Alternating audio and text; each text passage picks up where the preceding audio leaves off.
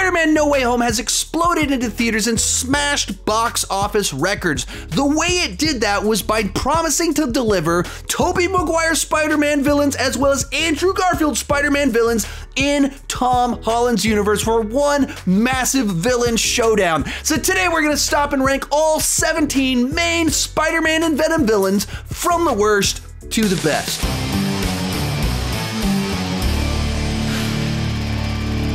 Hi, my name is Sean, and I love to talk about movies and TV way too much. With that in mind, go ahead and join me down below in the comment section. Share your ranking of all 17 Spider-Man and Venom villains. My list isn't the right list, it's just my list, and I would love to see yours. This video does contain spoilers for Spider-Man No Way Home, so if you haven't seen No Way Home, what are you doing watching this video? Head to the theater, go watch that movie, then come and join the conversation in the comment section of this video. I only included the main villains because some of these movies include classic villains just as henchmen like Tinkerer, Shocker, but there's no arc development. They're just kind of there, so I didn't include them in this list. And let's get started. In last place, the Rhino. Now, clearly they intended to use this character more in future films. They had a Sinister Six movie plan, therefore they cast a great actor in Paul Giamatti. But what we actually got in this film was one of the most bizarre, over-the-top cartoonish performances I have ever seen in a comic book movie. He's just driving around shouting at the top of his lungs absolute nonsense.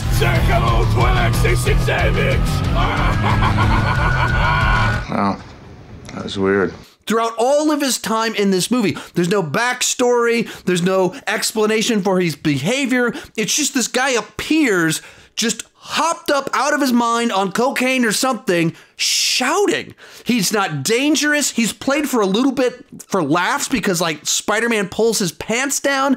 And so he's just kind of there. And then he bookends the film in a big gigantic robot suit that maybe would have been a fun place to take things, but we never really even got to see that. So all we get is this bizarrely cartoonish version of the character with a bunch of shouting with him going, the spider is coming at me, no way around. Which I don't even know what I just said, and I don't know what he said in the movie either. Number 16, Venom from Spider-Man 3. Now, Sam Raimi has openly stated that he didn't want to include the character and doesn't really understand how he works, but the producers insisted that they include him. And I think that's what you see on screen, a director that doesn't connect with the character, shoving him in just because he's supposed to. Therefore, from the casting to the visualization, all of it just feels off. Right off the bat, Topher Grace is a very strange pick for Eddie Brock. Then, when Eddie Brock becomes Venom, instead of focusing in on the monster that's a foe to Spider-Man, they keep pausing to remove the mask to show that, hey, look, it's Topher Grace under there. Not a great plan. And so you just have this weird look of Topher Grace's head on top of a CGI body, making jokes about his Spidey sense, in which case they take a great villain and use him only at the very end of the film in a very lackluster way. And if you even factor in the symbiote suit, Spider-Man, Peter Parker, that's where this thing just gets laughably bad. Now take on this.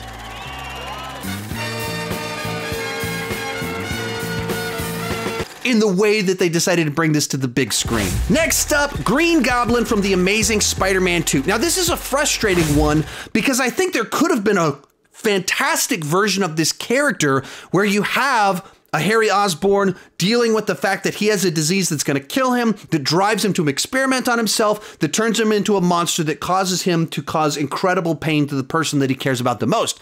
On paper, that sounds fantastic, but because it was in a movie with too many other characters, too many other things going on, it's not developed enough, and so it never fully made sense as to why Harry felt such an urgent need to cure himself immediately. It's so much so that he experiments on himself, turns himself into a monster, and then in the movie you're watching, we have a complete third act with Electro, and then they seem like they just tack on Green Goblin just showing up out of nowhere because, to be comic accurate, Green Goblin has to be the one that kills Gwen Stacy. And while as tragic as that sequence is, heartbreaking and well-directed, the specific part once she starts falling, Green Goblin as a character is an afterthought in it. He just happens to be there. And that's the frustration. It's not like he was this looming villain causing dread, someone that Spider-Man was trying to stop. No, he just swoops in at the last minute to do the thing that he needs to do to get to the plot point that they want to include in this movie. And that's not what makes for a great villain. Coming in at number 14, the Sandman from Spider-Man 3, as well as Spider-Man No Way Home. And this to me just feels like a villain where they tried to throw a little bit too much in with what was going on with the character, and it just makes for a characterization with a lack of clarity in his motivations. At his core, his goal is to just try and help his sick daughter that he just wants to get back to. But because they also want to tie him into Uncle Ben's death, and then they tie him into the third act where he's partnering up with Venom, his actions get very unclear and confusing as to why exactly he's doing certain things at certain points in time. Likewise, when you get into No Way Home, he's equally kind of confusing in exactly which side he's on, who he's trying to partner with. He's like, hey, Peter, can I help you out? And then later on, he's kind of partnering up with villains that have opposite goals, though trying to do something different in the moment. And so I just think they always struggle to find clarity in the characterization. And so he just has a muddled arc throughout each of his appearances. Then we have Riot, Carlton Drake from Venom. To me, this guy was just kind of a boilerplate, ends justifies the means billionaire that wants to do a bunch of experiments. Killing people. Eddie. You never got to work out. Thank you very much. We're not finished. Yes, you are, Mr. Brock. And then gets the Riot symbiote on him. And neither one of the two parts were all that interesting. They're fine. Like, I don't think Carlton Drake is awful or embarrassing. And it's kind of fun to see Venom and Riot fighting at the end of the film, but Carlton Drake is just generically one of those guys in one of these movies. There's nothing distinct or interesting about the characterization. He's just kind of there filling that role of the guy that pushes all this stuff forward with all of his experimentation. And then Riot is in the entire movie. Riot shows up in the film before Venom does, but he's transferring from like old lady to kid and then doesn't get to Carlton Drake until there's like 20 minutes left in the film, in which case that only happens really to set up the final boss fight. And so there's just not a ton there for intrigue, though there's some fun moments and it's not embarrassing, though it is bizarre that they decided to do a final fight with a character that's black, a character that's dark gray on a dark setting, and then they turn blobs into each other where it's very unclear exactly what you're looking at. It's a bold strategy, Cotton. Let's see if it pays off for him. Number 12, Shriek from Venom, Let There Be Carnage. Now this one's a little bit frustrating for me because in the opening prologue to the film with Shriek and Cletus when they were young, I feel like they set up her character to have a little bit more nuance to her, a bit of kind of a tragic story of this character that's been mistreated by the system and is being abused and taken somewhere against her will. And then when she comes back into the story as an adult, they play her just as a villain that wants to do evil, and it just kind of turns into this Bonnie and Clyde road trip to get to their wedding. Baby, I got for you what you want most. The cop? The cop. Where they're killing people all along the way, and Carnage doesn't see the world the same way as she does, and therefore there's the tension between Carnage and Cletus because of that. But they just don't really do much with her and develop her beyond that opening scene that's a little bit interesting that just sets up the Bonnie and Clyde romance thing. So I just wish they continued that and given her a more sympathetic journey than just, look, people are mean to her at the beginning, but she is super evil when she's an adult. Number 11, Dr. Olivia Octavius from Spider-Man Into the Spider-Verse. Now, she's not the most menacing villain on this list. What did you say your name was? Dr. Olivia Octavius. But she is a nice little addition and kind of charming in the performance and the portrayal, actually from Agatha Harkness herself, Catherine Hahn. So what was fun about this one is that she's introduced into the film before you realize that she's going to be Dr. Octopus. So she's presented as just a scientist doctor that's on our side and someone that will be helpful. Therefore, it's when revealed that she's actually this universe's Dr. Octopus. It's a fun little twist. She's a fun addition to the film. Bringing us into the top 10, the Lizard from The Amazing Spider-Man. Now, I think this is a good enough villain whose motivation to experiment on himself makes sense in the context of the film and is developed properly. But the actual characterization is a bit on the dull side. There's not much about him that stands out when it comes to his personality or anything like that. He's just the one you remember as the Lizard, the guy that was missing an arm that turns into a lizard. But there's nothing about him that pops, stands out besides that. And his specific villain plot line leading into the third act just feels like they were trying to force and contrive some sort of citywide threat to kind of escalate things to this higher level. But even as you move into the third act of this film, what you care about is Gwen's dad. You don't care about all this city stuff that's going on. You care about the individual characters because that's what Marc Webb was good at. And so I think they just tried to create this big threat, and that's just not what people cared about in the film with this character. And so he's okay. He's good enough. And I think that's even the problem you get when he shows back up in No Way Home. He's just not very interesting in the first place, so he's just kind of the talking dinosaur lizard in that film that cracks some jokes that feel inconsistent with what his character was in The Amazing Spider-Man. Next up, Electro from The Amazing Spider-Man 2, as well as Spider-Man No Way Home. And to me, this is one of the characters that was significantly improved by their appearance in Spider-Man No Way Home. In The Amazing Spider-Man 2, he kind of followed this villain template that's been used many times before. Batman Forever, The Incredibles with Syndrome, Iron Man 3 with Killian. I've never really been a big fan of this particular arc where you have this nerdy character that looks up to the hero, where eventually they're put down by the hero. So when they gain superpowers, they have scorn for the hero because of that put down that happened to them. I just don't buy into it. I don't find it very compelling. And so here it feels very exaggerated with when they take Jamie Foxx, who is a very good looking man, and they try and give him a comb over and these exaggerated glasses. It just rings hollow when you hire an actor where you have to try that hard to make them look nerdy and unattractive. And then kind of as you move into the third act, it's unclear exactly what's driving his villainous motives. So the improvement, I think, comes in Spider-Man No Way Home, where you transport him into this other universe where he feels access to this other power. But the tension that he keeps feeling is both that draw for power, but also people recognize him and know who he is as Electro.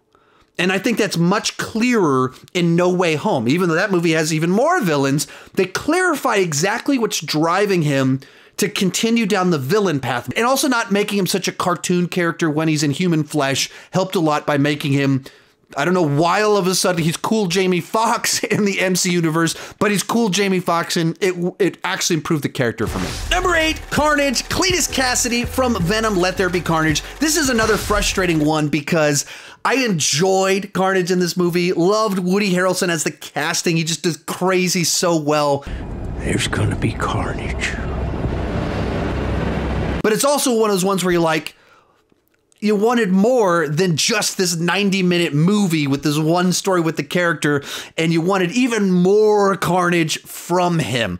One of the things that works here is that they really spend a lot of time showing you Cletus and why he's crazy, his origin story, his troubled childhood, the fact that Eddie didn't fully understand him, didn't understand what he was trying to communicate, and all the pain, hurt, and all of that. I wanted your friendship. I'm sorry, Cletus. And then when you put symbiote on this guy who's crazy on the first part, you get this insane person. It's interesting that they put in kind of this Bonnie and Clyde romance side to it. I just wish we got more. I don't think they should have killed him off. I think they should have left the room open or left more room for him to come back to have more adventures. Or don't just make this a 90-minute roller coaster ride. Tell a big, epic Carnage story with it. So I dug it. I just wish we could have gotten more of it. Then we have Mysterio, yet another one that's very frustrating for me because Jake Gyllenhaal is a ton of fun in the role. He can play the charismatic fake superhero. I actually really like him. Can I be completely honest with you? Please. They look really stupid. He can deliver the hammy speeches. See, that wasn't so hard. And then he can be the villain, manipulating everything going on. He's so good in the part, in the role. And then the illusion sequences are just fantastic. In particular, the first one, just an amazing little sequence that they created. But even at the end, very cool stuff. The problem here ties into the big problem with the film is that the script itself doesn't really add up. So once again, for the 7th time in the MCU, we get a villain motivated by scorn for Tony Stark, who wronged them in the past. One more time. So it just feels very familiar that that's his motivation. From there, what exactly is his goal here? He wants to become the world's greatest superhero by being a fake superhero and saving the world from non-existent threats. So he'll be in a position where when real threats show up, what will he do? Like, where exactly is he going with this? Like, what's the end goal in all of this? And so it's one of those ones where they got the characterization, the visuals right, the casting right, but they didn't come up with a good actual motivation, arc, and villain scheme for what could have been a great villain. Number 6, the new Green Goblin from Spider-Man 3. Now, the actual execution of some of the specifics of this arc in Spider-Man 3, I think are a little bit questionable, but the general arc that they gave Harry across the trilogy of Sam Raimi films, I think is quite satisfying and ends on a great note that I do think works, even though the movie as a whole doesn't. And so, essentially, by creating this intricate set of relationships and complicated events where Peter Parker was involved in the death of Harry's dad, it creates a bit of a misunderstanding, but there's enough truth to it that creates a motivation for Harry to have a deep, dangerous disdain for Peter Parker. And then once he learns who Spider-Man really is, creates an incredible threat in a unique way from other villains. Harry's not out to hurt anyone except Peter Parker, Spider-Man. And that's interesting as a threat and as an arc of seeing this friendship change, develop, to see Harry being so driven by jealousy, anger, vengeance, bitterness by the time you get to the 3rd film, so much so that when you move into the 3rd act and you have Peter going to him saying, I need your help to save MJ. I know you care about her. You have a full arc for Harry of the friend that turns bitter, that turns into a villain, that has redemption in the end as a hero. That's a cool arc. Certainly we could pause in the middle and talk about some things about the new Green Goblin that aren't So good. But I think overall, this is a really good journey that they took Harry on. And one of the things that actually elevates Spider-Man 3 for me, higher than some people probably give it credit for. In 5th place, Kingpin from Spider-Man Into the Spider-Verse. Now, this is an interesting one because while Kingpin is this dangerous threat to the city in many different senses, the thing that he's actually trying to do in this film is get his family back. They've died because of his actions, and instead of owning that and accepting responsibility for his part in their death, he instead decides to do dangerous experimentation to try and pull them and steal them from a different universe to get them back in that sense. In which case, that feels like a very complete worldview and character while not needing a ton of time to flesh it out. He is someone ruthless that will do anything to get what he wants, including stealing people from the multiverse to do it and experimenting with technology that could have dire, dire consequences. And so in just that simple motivation that they give him, you immediately understand who he is and what he values. That's me, you know me. We're leaving now. Don't go. Stay with me. Beyond that, he's a villain so dangerous that they actually allow him to kill the main universe in this film's Spider-Man, Peter Parker. That is a villain that is an actual dangerous threat. He will ruthlessly kill Spider-Man. He will ruthlessly kill one of his own main henchmen to try and get what he wants. That's when you know you have a great villain. He doesn't have the most screen time or like a complete of arcs, but as a villain, he's threatening and compelling.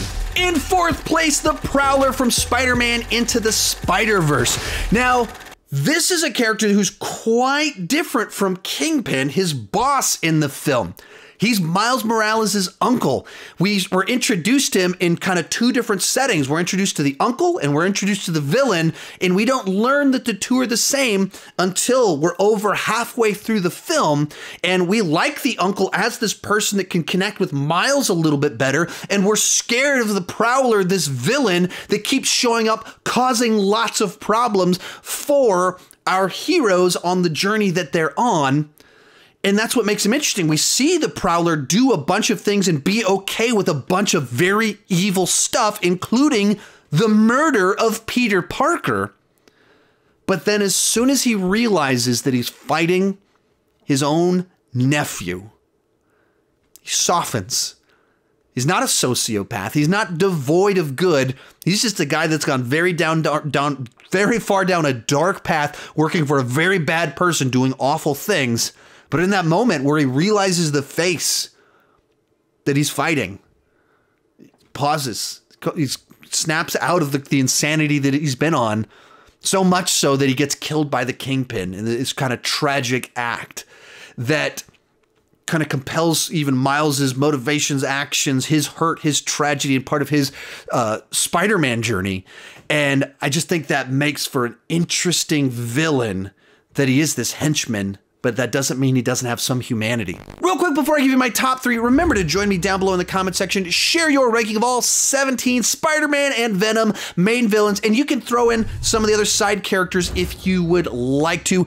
Also, if you enjoyed this video, I've done a ton of other Spider-Man content. I've reviewed all of the movies in great detail with spoiler reviews that are quite lengthy, as well as done a bunch of other Spider-Man rankings. If you've enjoyed this content and want more like it, check out those playlists right up there for my rankings and reviews. In third place, the Vulture from Spider-Man Homecoming. Now, what I love about this villain is that he's not trying to blow up this city. His scheme isn't for the purpose of just to do evil for evil's sake. He's just a guy that felt wronged by the system and felt justified in breaking the rules and heading down a villainous path, and just one step at a time went from family man with a bit of a hot head to the point in time that he's a villain threatening to kill a high schooler and selling very dangerous weapons to criminals on the streets of New York City.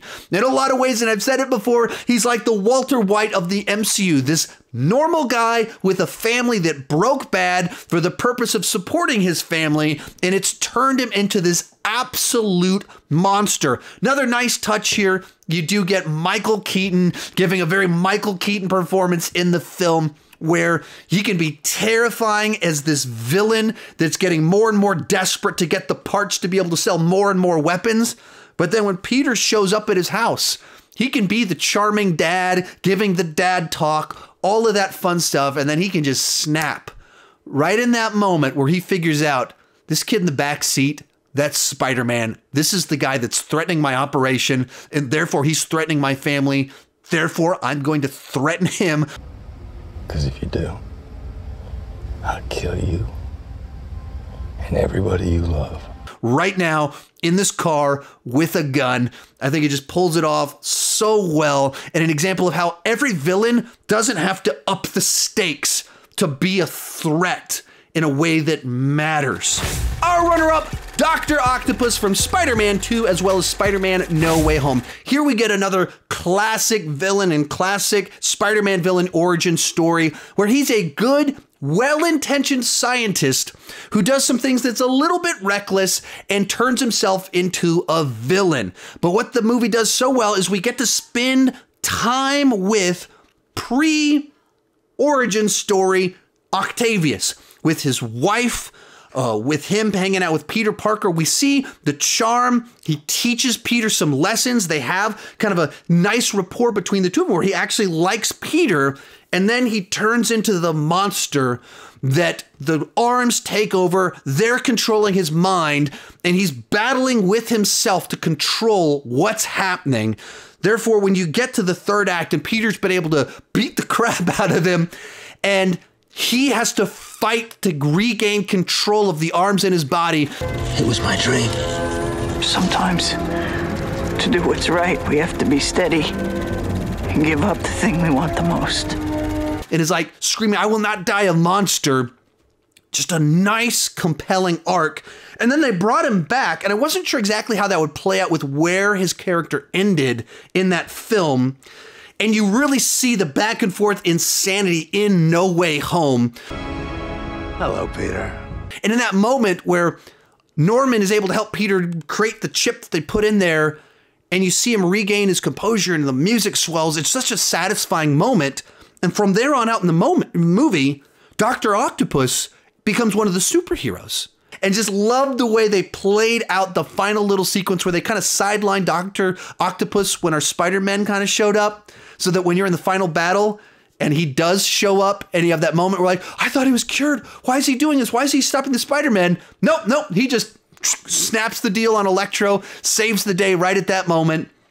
And it's just so great, that little moment that he gets with Tobey Maguire, and Tobey takes the mask off and he sees a grown-up Peter Parker, and he's just so happy to see him. I love that complete arc that doesn't in any way undermine where his character ended in Spider-Man 2, but it fleshes it out in this whole other way and gives you new layers. Very cool stuff. But coming in first place is Green Goblin from the Sam Raimi trilogy, as well as Spider-Man No Way Home. And I've just always loved Willem Dafoe as Norman Osborn as Green Goblin. I'm losing my voice. Let's try that again. I've always loved Willem Dafoe in this role, where he's just so good at playing both Norman Osborn, this billionaire inventor that's not really a villain, but he does have his flaws, as well as the absolutely insane bonkers performance as Green Goblin. And he does these scenes where he just goes back and forth and looks in the mirror, and that's a world-class performance where you can just switch between such different portrayals in the moment so seamlessly and so convincingly.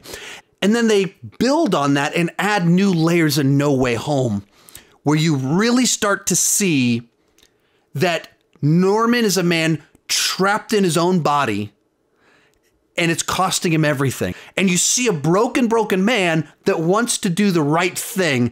And also, you see the Green Goblin as this crazy villain that's always looking to lecture Peter Parker, always has a message for him, always wants to toy with him. He doesn't just want to kill him, he wants to mess with him in the process and say something to him. It's just really cool, the opportunities that were able to happen with this multiverse, and getting to have Willem Dafoe return for just a little bit more of the character, and it was just as good.